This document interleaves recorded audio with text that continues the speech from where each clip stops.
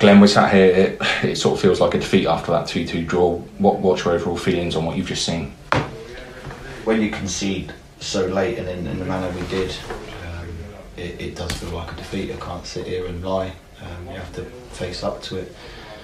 I actually felt, all in all, we didn't really deserve that at the end. I felt that the second half performance, the endeavour, the effort, the concentration levels from the players was exceptional. And you know, we're merely devastated, if you like, to concede at that time. So it's hugely disappointing. I think it was the 9th or 10th minute of added time after the referee only indicated a minimum of 8 to start with.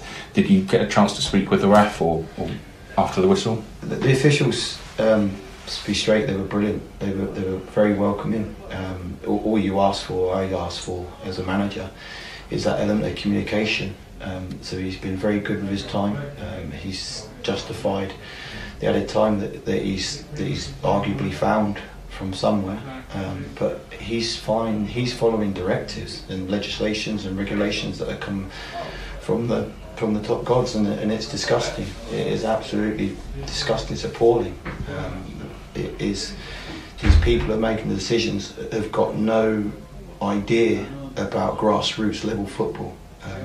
What they do with our national game is up to them. But when you look at our non-league players who have got to go to work, and players have got to play 102, 3 minutes, and they've done 6 weeks of pre-season, you can make 3 substitutions, but you've got, at the top end of the game, you can go and make 5 substitutions. Mm-hmm. So it's no wonder we're picking up little niggles, hamstrings, even the officials.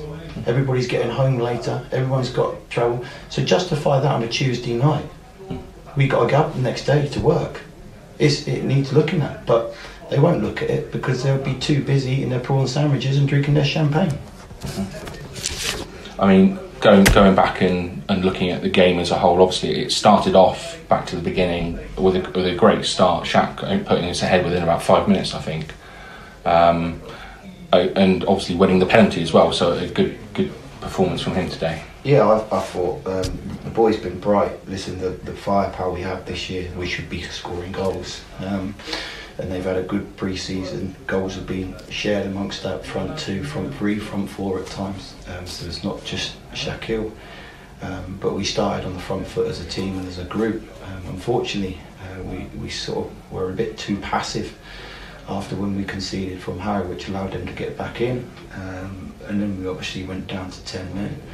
And it's a tall order. It's an extremely arduous task to ask them players to see that game out for what you could say 50-55, but you've got to add another 15 minutes on top of that.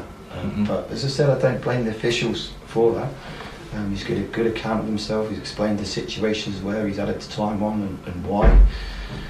So we have to get on with it, and it doesn't look like it's going away, does it? No. And obviously you mentioned it there as well, down to 10 men just before half-time, Leighton got a straight red card. I mean, do you have any complaints about the incident or not?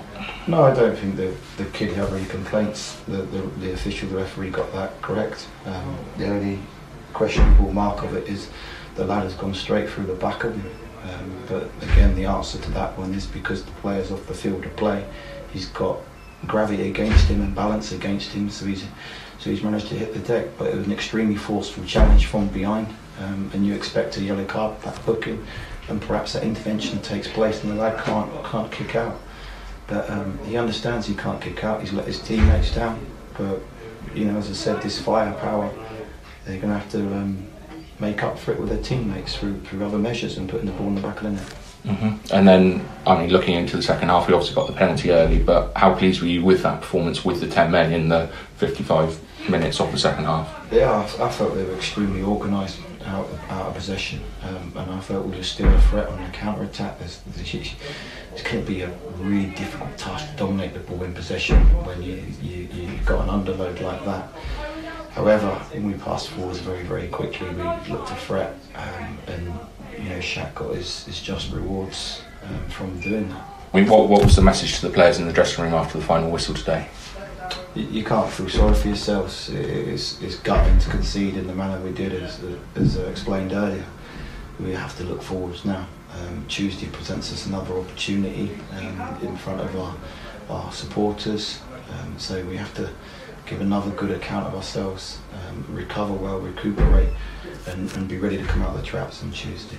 Yeah, as you say, obviously good to be under the lights on Tuesday night here at the Avenue.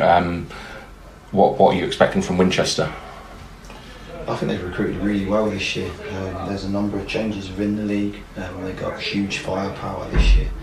I think probably their objectives were to stay in the league last year, and that's not being disrespectful. The same with our objectives. But with their recruitment, I think they'll probably be looking further up the league table, as many sides are this year. That's brilliant. Thanks for your time.